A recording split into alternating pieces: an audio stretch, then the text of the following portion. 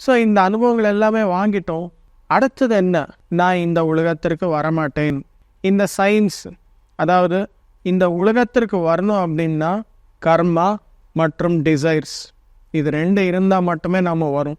So நிறைய சின்ன சின்ன ஆன்மாக்களுக்கு எல்லாமே க்ரியேட் பண்ணி அவங்கள எல்லாமே அமைச்சு நாம் சயின்ஸ் மூலமாக அவங்களுடைய கர்மா, அவங்களுடைய டிசைர்ஸ் இது எல்லாமே க்ரியேட் பண்ணி அவங்களுக்கு ஒரு சேனல் போட்டு ஒரு டனல் மூலமாக அவங்கள எல்லாமே அனுப்பிச்சு அந்த ஆன்மாக்களை அவங்க இந்த பௌதிக உலகத்தில் என்னென்ன அனுபவங்கள் எல்லாமே பெறுவாங்களோ அந்த கர்மா மட்டும் அந்த டிசைர்ஸ் மூலமாக வந்த அனுபவங்கள் அந்த பேக்கெட் அப்படின்னுவாங்க. அந்த பேக்கெட்ஸ் எல்லாமே அந்த டனல் மூலமாக போய் அந்த பூர்ணாத்மா அப்படின்னு சொல்லுவாங்க இல்லையா, அவங்களுக்கு போய் சேரும்.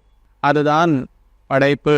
அந்த அனுபவங்கள் எல்லாமே வாங்கி அவங்க ரீசர்ச் பண்ணி 7வது நிலை சகசிரார நிலை அப்படின்னு சொல்லியிருக்கோம். அது தாண்டி 12வது சக்கரத்து வரைக்கும் அவங்க போவாங்க. அந்த ரீசர்ச்சுக்கு மிகப்பெரிய இன்புட் எது, ரா மெட்டீரியல் எது அப்படின்னா அனுபவம்.